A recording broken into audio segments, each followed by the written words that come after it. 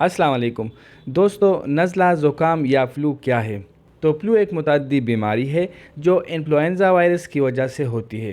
آئیے میں آج آپ کو انفلوئنزا وائرس کے ویکسین کے بارے میں بتاتا ہوں کہ اسے کن لوگوں کو دیا جاتا ہے اور یہ کیوں ضروری ہے۔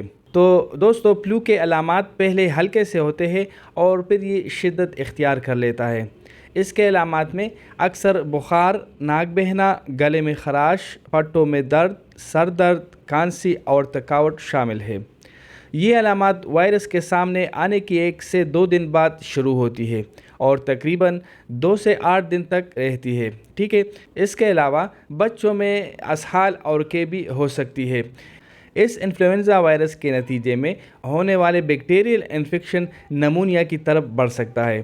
اب اس فلو کے لیے اپنے ویکسین ہوتے ہیں اور یہ فلو ویکسین ہر سال موسم سرما کے شروع میں لگوائی جاتی ہے، جس کا مقصد انفلوئنزا وائرس سے پھیلنے والی بیماری فلو یا نزلہ زکام سے بچاؤ کرنا ہے۔ ٹھیک ہے، تو انفلوئنزا ویکسین 6 ماہ سے بڑے بچوں، بالغ افراد اور بزرگوں کو لگائی جا سکتی ہے۔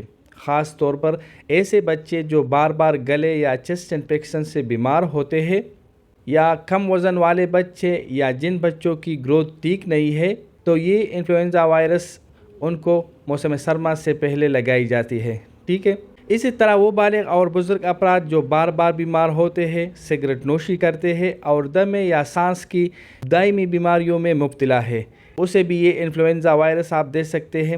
اس کے علاوہ 6 ماہ سے بڑی عمر کے بچے اور بالغ افراد جو پہلے سے کسی اور دائمی بیماری میں مبتلا ہوں، جیسا کہ دمہ، شوگر، دل کی بیماری، گردوں کی بیماری، جگر کی بیماری، ایسے مریض جن کا مدافعتی نظام کمزور ہو اور کینسر کے مریض یہ انفلوئنزا وائرس لگوا سکتے ہیں۔ اس کے علاوہ 65 سال یا اس سے زائد عمر کے تمام بزرگ افراد بھی یہ فلو ویکسین لگوا سکتے ہیں، اور یہ ویکسین ان لوگوں کو بھی لگوانی چاہیے جنہوں نے کرونا ویکسین بھی لگوائی ہو، کیونکہ یہ دونوں مختلف وائرسوں کی وجہ سے ہوتے ہیں، جس کا مطلب ہے کہ آپ کو ان بیماریوں سے بچاؤ کے لیے علیحدہ ویکسینیشن کی ضرورت ہے۔ ٹھیک ہے، تو انشاءاللہ ملتے ہیں نیکسٹ ویڈیو میں۔